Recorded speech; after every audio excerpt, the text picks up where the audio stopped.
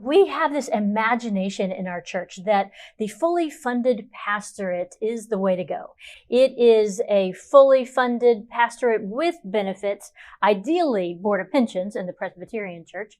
And we tend to think that those without that are somehow not quite measuring up. Maybe we know better, but it still somehow sneaks into our imagination that it's second best. And yet, this multivocational approach to starting and leading churches unleashes leadership gifts like nobody's business.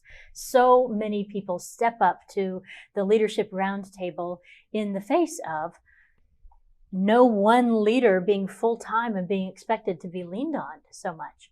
And so if you are multivocational, which is an interesting way to do some funding experimentation, there are real benefits to your community. It is not second best, and is in fact, I would say, a part of who the church has always been, and is certainly headed into part of the wave of the future.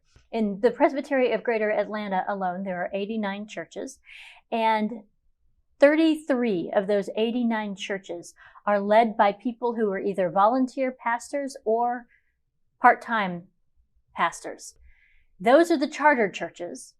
Of the 26 new worshiping communities we have very few, 7, who have actually full-time new worshiping community leaders. And so this multivocational approach to ministry, I think, is of the Spirit. I think it's actually a calling from God. And it turns out that across the denomination, if you are multivocational, you are in good company. In fact, great company. We only have 43% of all new worshiping community leaders everywhere who are being paid anything for their work as a new worshiping community leader.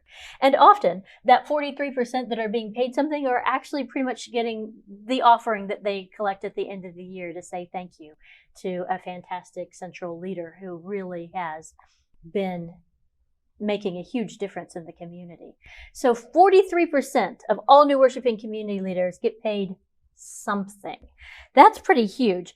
57% of you are doing this work as volunteers.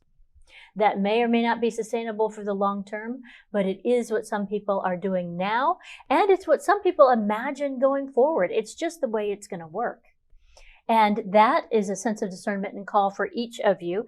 But 23% of you are paid full-time for your job as a new worshiping community leader. So not even a quarter. This is definitely a sign of a new trend. This is definitely a sign of, I don't think, failure in any way. I think a sign that the Spirit is leading us as the Spirit has always led us. The days of fully funded pastorates have really been few, far between, and the exception to the rule throughout the history of the church. I could actually speak personally about being multivocational on multiple levels, in fact. This church that I'm leading right now called 4 Points, and full disclosure, I am full-time now, but one would argue the benefits are still not where they need to be. So it's still part of my reality, even 8 years in to leading this community. The reality, however, though, is that I look back at the start of 4 Points, and I was actually a church planner in California many years ago as well. And I look back at these moments, and they're really beautiful moments in my life and really in the history of the church. And what I want to share is a little bit about my story about being multivocational. Now, when I started 4 Points back in 2012, we did have some support from our mother church, but what we did intentionally, and mind you, this really aligns with their vision, mission, and values, is that I started with a team. I wanted a collaborative leadership, which we'll talk about in another module in a bit. But knowing that even though we had the quote unquote resources, I guess, to pay me some decent amount to start this church, I chose to reject that and use that resource to share amongst a team of 4 or 5 people. And that was very little. We weren't able to any of us really be full-time by any stretch of the imagination.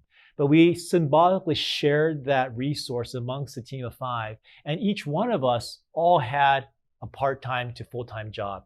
That was just the reality. And we want to do that for a couple of reasons. One, we wanted to be engaged in our community. And when we had work, I worked at a bank, others worked at a restaurant, others did, they were existing in corporate America. And when we did that, it kept us rooted. It kept us connected with the broader community that we're engaging. But also what it also did was, interestingly enough, was that it helped us empathize way more with our congregation, the amount of hard work, the amount of labor that they go through, in addition then to coming and serving the community. But thirdly, this is what I found really interesting, is that when our community members saw that their pastors, their leaders were multi-vocational in many cases, working full-time outside of the church and then using their time outside of work to really serve the community, they saw that our skin was in the game. They saw that we were truly invested into this ministry. And what interestingly happened was that they became invested in it, knowing that their leaders are invested. And what also is interesting is that there's one particular family that is a significant donor or giver of our church currently. We still have to go back to this conversation where he met with me, he and his family met with me specifically. And one of the things that when they realized that I was multi-vocational, working at a bank and then doing this on the side, quote unquote, they felt that this was the kind of church that they can be a part of. And they wanted to then contribute financially as well as their time and talents into the ministry. So what you realize is that when people see that your skin is in the game, they are willing to jump in and support your ministry because they know that you are fully invested, fully engaged. Now, this is not something that I've done for the very first time when I started 4 Points. In California, back in 2001, I was part of a church plant team as well. At that time, again, we started with a team intentionally, and none of us got any salary at that time because we were start from scratch kind of ministry. And what I did to support my family, we had just gotten married. We had really nothing to fall back on. And because we were doing ministry, I couldn't get a singular full-time job because we still needed to carve out time during the week to plant this ministry, plant this church. So what I did was I juggled 3 part-time jobs in addition to this church plant. So in the mornings, I would go, and I was a substitute school teacher at Compton Unified School District in Southern California, which is one of the most challenging, difficult school districts in all of America. And I did that, commuted literally 1.5 hours to the school district, and I taught everything from elementary to high school in Compton Unified for a year. As soon as I was done from that, then I would drive back to Norwalk Unified, and I would teach ESL at night at Norwalk Unified 3 times a week, teaching ESL as well as citizenship class to adults who wanted to become citizens of the United States. I did that roughly 3 to 4 times a week. And on the days I was not teaching at Compton Unified or Norwalk Unified, I was working at a bank. I started as a teller. I ultimately ended up as a financial planner. But I did that for another 3 years while planning this church. So being multi-vocational, it's not something to be embarrassed about. I take pride in it. I take solace in the fact that I was able to engage with the community. I was able to get to know the people's heart, and that I was able to really demonstrate my skin is in this church. My skin is in this new worshiping community. And what interestingly happens is that when people see that, they are willing to invest more into the church that you are leading. And I also look at it as a really creative way. I think a lot of times we get trapped into this mental model that, hey, I'm a pastor, so I need to get paid full time. I'm not necessarily sure if that's in the best interest of the community or the new worship community that you're starting, at least for the time being. Maybe in the future, perhaps.